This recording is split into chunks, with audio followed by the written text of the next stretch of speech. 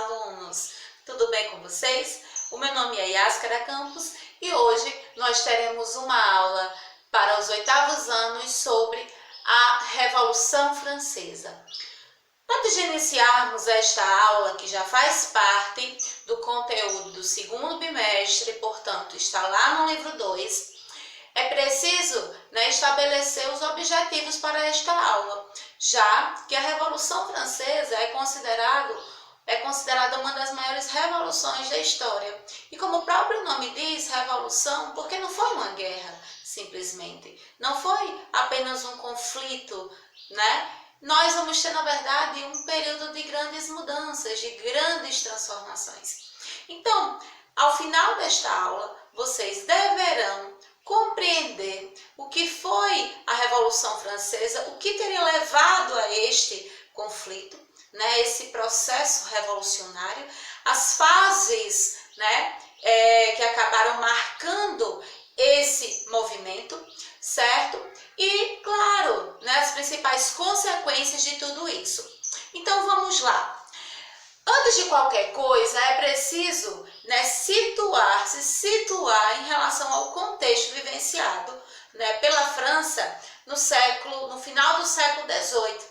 Por quê? Porque a França do século XVIII era uma França que vivia sobre o regime absolutista, ou seja, eles tinham reis que eram absolutistas, reis que de fato, embasados pelaquela teoria do direito divino, eles diziam que eram representantes de Deus na Terra.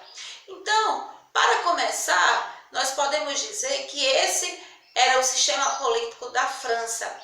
Só que, como nós sabemos, a Revolução Francesa, ela se iniciou no ano de 1789 e foi até 1799. E aí, nessa ocasião, esse sistema ele já estava entrando em crise. Por quê? Porque a França, nesse dado contexto, ela vinha passando por muitas crises. Crises do ponto de vista econômico, certo? Mas também crises na perspectiva política. Por quê? Primeiro, eles tinham um sistema social que era organizado em estamentos, em estados. Então, de um modo geral, existiam 3 grandes grupos sociais na França. Existia o primeiro, o segundo e o terceiro estado. O primeiro estava relacionado a quem? Estava relacionado principalmente ao clero, à igreja. Então, esse primeiro estado compreendia a igreja, certo? O segundo estado estava relacionado aos grupos ligados diretamente à nobreza. E o terceiro estado era a famosa burguesia, certo? E aí, o que isso, professora, acabou interferindo, por exemplo, no processo? Simples, porque de 100% da população, certo? 97% estava no terceiro estado e os outros 3% eles estavam inseridos no primeiro e segundo estados. E aí, o que chama a atenção? Esses 2 primeiros estados, eles não pagavam impostos, Eles não pagavam impostos, eles não tinham taxas. De fato, eles usufruíam de todos os bens, de todos os privilégios possíveis. Então, a França, do final do século XVIII, ela estava em crise. Ela tinha uma organização social que prejudicava muito, porque causava uma desigualdade. Ela tinha passado por muitas guerras, inclusive guerras inúteis, guerras onde de fato os franceses não tinham ganhado nada, certo? Apenas prejuízo, mortes, e claro, endividamento. E também a França estava com problemas nas questões econômicas. E aí tem um detalhe, apenas um estado era responsável pelo pagamento, de fato, certo, desses impostos. Então, o que é que nós podemos colocar inicialmente? O que levou a Revolução Francesa, esse processo, não foi apenas um único objetivo.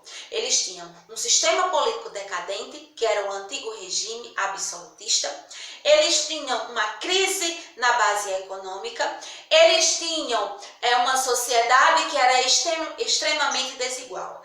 Tudo isso, pessoal, fez com que houvesse uma reunião, né, de elementos que foram a fórmula perfeita para estourar esse processo revolucionário. Por quê? Porque diante de tudo isso, de todas essas crises, e como esses reis absolutistas, e na época o rei da França era o rei Luís XVI, ele tinha como esposa Maria Antonieta, certo? Então, o Luís XVI, o que ele fez? Ele disse, olha, eu preciso resolver essa crise. Então, eu vou reunir, eu vou organizar, né, chamar, convocar todos os estados, né, os 3 grupos sociais, e vou promover uma reunião para tentar decidir como é que nós poderemos sair da crise. E aí, o que aconteceu, pessoal? Aconteceu o que já era esperado. O terceiro estado, ele não aceitou aquilo que Luís XVI propusera. Sabe por quê? Por um motivo. Luís XVI, né, reuniu os 3 grupos sociais e disse, olha, vamos fazer o seguinte, eu vou aumentar os impostos, as taxas tributárias, certo? E vocês, né, do terceiro estado, deverão pagar, né? Aumentar ainda mais a taxa de tributos. E aí, sem nem ter conversa, possibilidade de diálogo, o terceiro estado disse que não. E isso, pessoal, ocorreu logo lá no iniciozinho, certo, de todo esse processo, ainda no ano de 1789. Por quê? Porque o terceiro estado disse, olha, como é que nós vamos pagar mais impostos, né, se nós estamos vivenciando um momento de crise? Então, esse terceiro estado, de fato, disse que não aceitava, e eles não aceitavam porque Luís XVI ele foi até desonesto. Ele propôs uma votação que era bem desigual. Ele propôs fazer uma votação por estado, então cada estado daria o seu voto, se queria ou não pagar imposto. Resultado, o primeiro e o segundo estados, eles acabaram indicando apenas para a responsabilidade para o terceiro estado. Então, diante disso, o terceiro estado resolveu que não aceitariam mais aquela ideia de ter uma França absolutista. Então, eles partiram para a guerra. Como, professora? O marco inicial da Revolução foi a chamada Queda da Bastilha, que ocorreu exatamente no ano de 1789, depois que o terceiro estado se revoltou e disse: a França precisa ter uma Constituição. Então, diante desse momento, a partir deste instante, é que nós vamos ter, né, o início da Revolução Francesa. Professor, e por que Queda da Bastilha? Porque a Bastilha era considerada uma prisão, né? Uma prisão, uma espécie de grande masmorra mesmo, né? Onde estavam presos os inimigos do rei e também todo o arsenal bélico, né, da França. Então, o terceiro estado, ele chegou à seguinte conclusão: se nós derrubarmos a Bastilha, se nós invadirmos a Bastilha, então ali nós vamos ter o início, a queda de fato de Luís XVI, certo? Por quê? Por um motivo simples: a Bastilha era o símbolo do absolutismo francês. Então, derrubando a Bastilha, ali era de fato o início da queda de Luís XVI e de todo aquele sistema que já vinha, na verdade, em decadência, em crise, certo? Então, para além disso, nós também devemos lembrá-los uma coisa. 1789 foi um momento muito importante, porque foi o início da Revolução Francesa, mas também foi nesse ano onde houve a criação de um documento super importante, que até hoje ele serve de influência, ele serve de fundamento para muitas coisas, para muitos momentos importantes história, certo? Que foi a criação da Declaração dos Direitos do Homem. Esse documento, pessoal, ele foi importante, primeiro, porque ele, como o próprio nome diz, Declaração dos Direitos do Homem e do Cidadão, ele tinha uma influência, ele foi criado a partir dos valores iluministas. Era um documento que tinha ideais liberais, ou seja, de liberdade. E outra coisa também que nós não devemos esquecer, que foi a partir deste documento que, de fato, os burgueses eles puderam lutar por esse direito de igualdade, né? Onde os burgueses eles começaram a se atentar para muitas coisas, como, por exemplo, a ascensão ao poder político, certo? Então, esse documento foi importante porque, junto com o desejo de se construir uma Constituição, veio também um documento que dizia que todos os homens eram iguais perante a lei. Então, era preciso assegurar liberdades individuais, era preciso lutar por uma sociedade que fosse justa, que fosse igualitária, onde os homens eles fossem, de fato, livres. Então, esse aí, né, é basicamente o princípio de toda a Revolução Francesa. Outra coisa que nós vamos falar também é que depois que esse documento ele foi criado, depois da queda da Bastilha, um segundo momento marcante para esse processo revolucionário foi o ano de 1791, quando foi criada a primeira Constituição da França. Essa primeira Constituição, ela implantava, a partir daquele momento, um novo sistema político na França. Não era mais o absolutismo monárquico. A partir da criação da primeira Constituição, em 1791, os franceses passaram a ter como regime político uma monarquia constitucional, onde o rei ele continuava ali, reinando, porém, com uma observação importante. Ele precisava seguir as leis da Constituição. Não adiantava Luiz dizer assim, vou seguir, mas ir lá por trás e fazer algo errado. Não. Dentro da monarquia constitucional implantada pelos franceses, a partir dessa primeira Constituição, o rei ele era obrigado, de fato, certo, a obedecer a essa Constituição. O problema, pessoal, é o seguinte: a Constituição trouxe para os burgueses esse anseio de chegar, à política, a atuar, dentro do cenário político, mas não foi só isso não, certo? Porque, por exemplo, em 1791 nós temos a criação da Constituição, primeira. Em 1792 e 1793 foram anos muito tensos na França. Sabe por quê? Primeiro, 1792 foi o momento da proclamação da Primeira República Francesa. E foi um momento também onde Luís XVI tentou de todas as formas, organizar, vamos dizer, tentativas de acabar com essa república.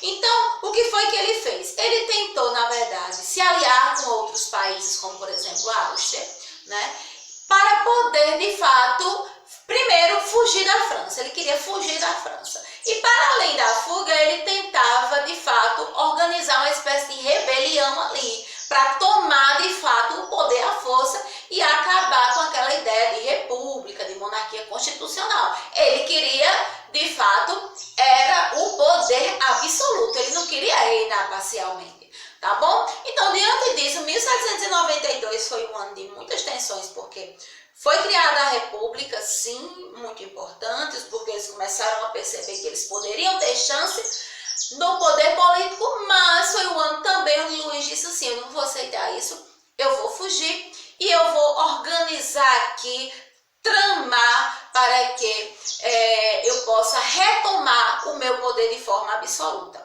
Ele conseguiu isso, pessoal? Não, ele não conseguiu, certo? Tanto ele não conseguiu, como as ações de Luís XVI, todas essas tramóias, toda essa tentativa de conspirar, né, contra a França, acabou fazendo, né, levando-o, né, ao julgamento. Então, no ano de 1793, né, Luís XVI, ele acabou recebendo uma penalidade nada interessante. Ele foi julgado e ele recebeu como pena a morte na guilhotina.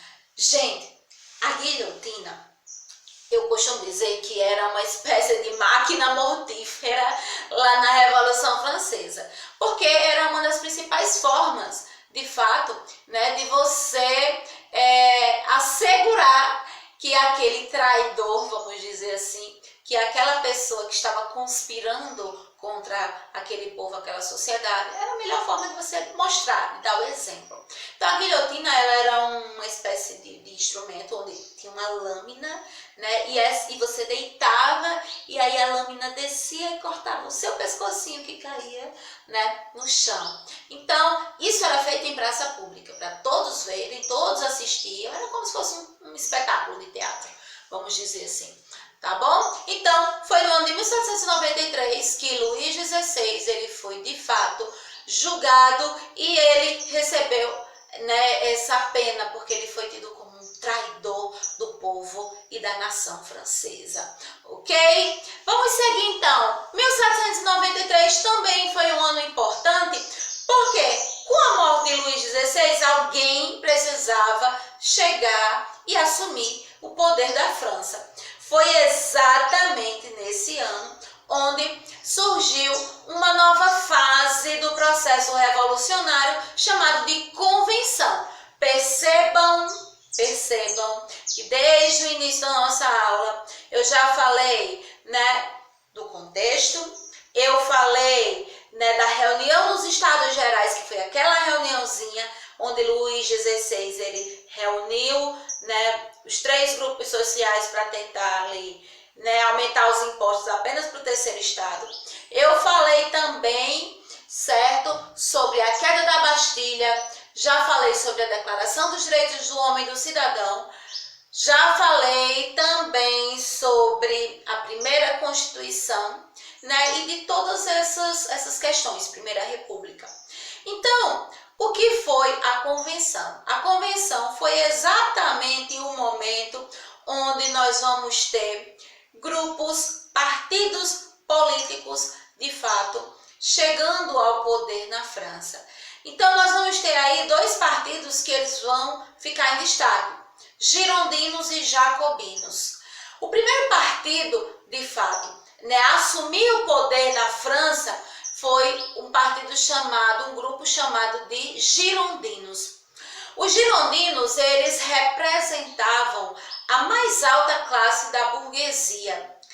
Eles, de fato, lutavam pelos direitos desses burgueses, eles eram considerados mais conservadores e para eles, assim, o povão deveria chegar ao poder. E nem tudo que o povão, de fato, desejasse precisava ser atendido. Então, os girondinos, eles, de fato, assumiram inicialmente o poder na República Francesa, mas diante de dessa postura mais conservadora, né, diante desse momento, que também era um momento de tensão, porque assim, foi um momento onde, de fato, eles encontraram muitas dificuldades de governar, até porque existia um terceiro estado que era enorme e que estava com sede de liberdade, com sede de igualdade e justiça. Então, óbvio que isso não foi fácil para eles. Então, o que acontece? Os girondinos, eles acabaram assumindo o poder no ano de 1793. Só que no ano seguinte, eles acabaram saindo de cena, justamente porque eles tentaram implementar muitas reformas que não funcionaram, né?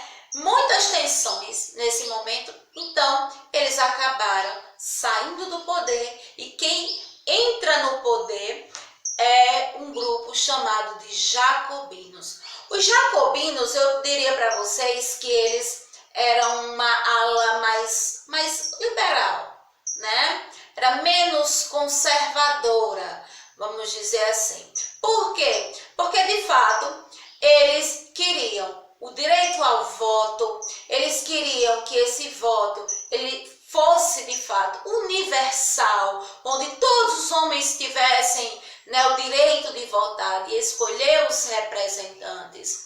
Eles queriam reformas que promovessem, de fato, a questão da igualdade dos direitos individuais. Então, eles, de fato, pelo menos na teoria, eles tinham ideias que eram brilhantes.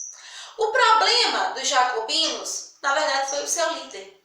Porque o líder dos jacobinos, né, foi um rapaz chamado Maximilien Robespierre. E ele fez o quê? Ele era um bacharel em direito, era um homem muito culto, era um homem conhecedor das leis, ele era um homem que era tido como revolucionário, à frente do seu tempo.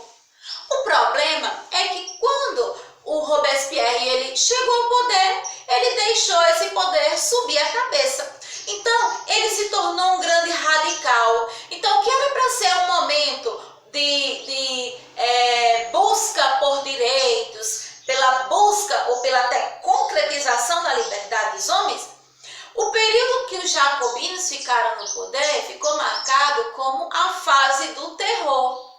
E fase do terror, por quê? Porque na fase do terror nós vamos ter um líder que se tornou um grande ditador, certo? Que foi o Robespierre. E o Robespierre, ele passou dos limites. Sabe por quê? Porque ele criou alguns instrumentos que acabavam julgando todo e qualquer homem, indivíduo, que se colocasse contra as ideias dos jacobinos. Então, assim como existiu, por exemplo, o Tribunal de Santo Ofício, né, onde as pessoas não costumavam fazer críticas ou bater de frente, por exemplo, com a igreja, então Robespierre adotou mais ou menos a mesma postura. Ele dizia, olha, as ideias dos jacobinos são essas, nós queremos melhorias, nós queremos escolas para as crianças, nós queremos fazer uma mudança no sistema de finanças, nós queremos retirar da igreja bens que ela, do clero, né? Que já vinha acumulando desde a Idade Média, vamos acabar com qualquer tipo de privilégios, mas aí tinha um porém. Se alguém se colocasse contra as ideias do Robespierre, não tinha escapatória, ia para guilhotina, literalmente. Então, pessoal, isso tudo é muito interessante, né? Não dá para colocar dentro desse processo histórico a ideia do bandido, né, do herói. Porque aquele que parecia ser o herói, no caso o Robespierre, ele se tornou um grande ditador. Ele se tornou alguém que de fato extrapolou, né, aquilo que ele de fato deveria fazer. Ele deixou de atender os anseios dos jacobinos, ok? Então, no ano de 1794, olha, é uma coisa em cima da outra mesmo.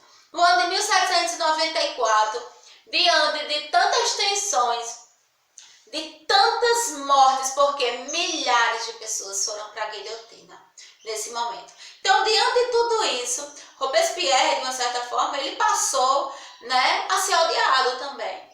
E aí, quem com ferro fere, com ferro será ferido. Então, como ele mandou muitas pessoas para a guilhotina, o fim de Robespierre também não foi legal. Ele também acabou morrendo na guilhotina. E aí, depois da morte do Robespierre, depois que os girondinos já tinham passado pelo poder, os jacobinos, e aí? Quem é que entraria no poder? Depois, né, da queda dos jacobinos, após a morte de Robespierre, no ano de 1794, o ano de 1795 ele foi marcado pela criação do Diretório. O Diretório é considerada a última fase, basicamente, da Revolução Francesa. Por quê? Porque foi o momento onde nós vamos ter o retorno dos girondinos ao poder. E esses girondinos, eles voltam ao poder de uma forma bem interessante, né? Dá pra gente pautar algumas reflexões bem interessantes. Primeiro, quando os girondinos eles voltam para o poder nessa fase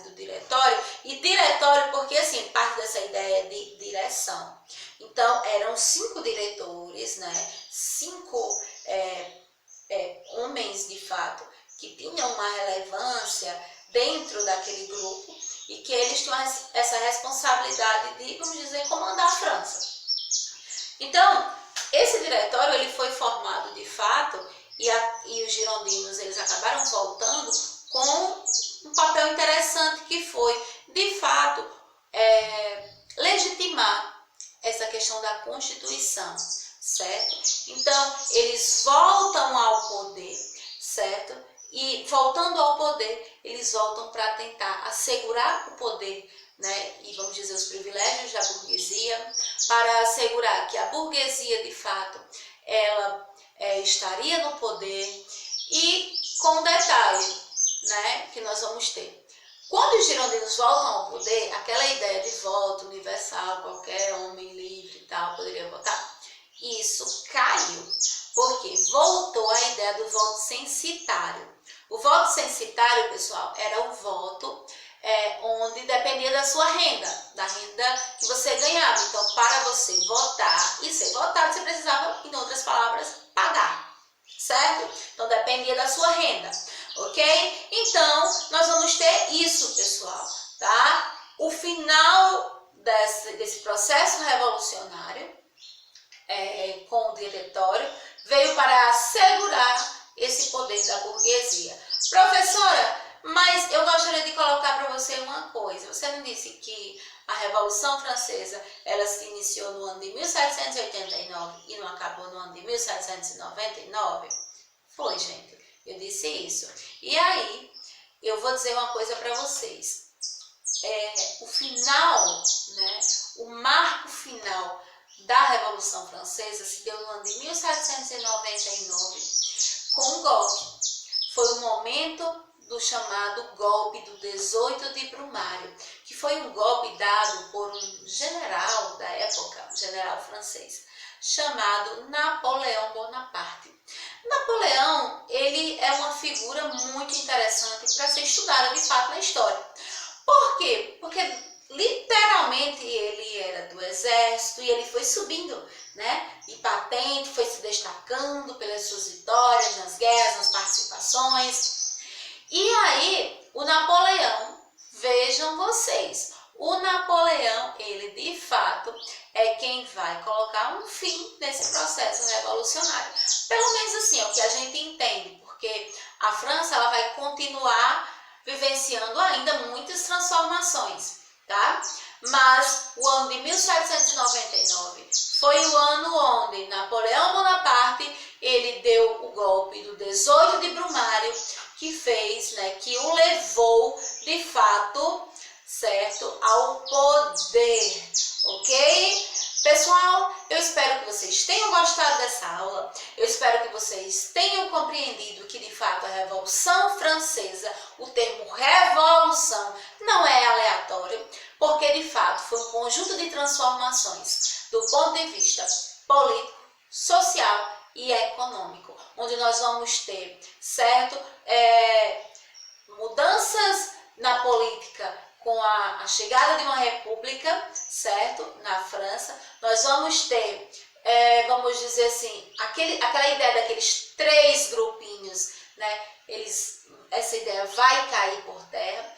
E também do ponto de vista econômico, obviamente que depois de tantas coisas, de tantos momentos, né, a França também vai receber um novo impulso, ok? Então eu espero que vocês tenham gostado. Vão lá na plataformazinha, onde vocês vão encontrar na aba de atividades o que vocês deverão fazer, ok? Então, tchau, né? E até mais. Logo, logo a gente se encontra novamente, ok? Tchau!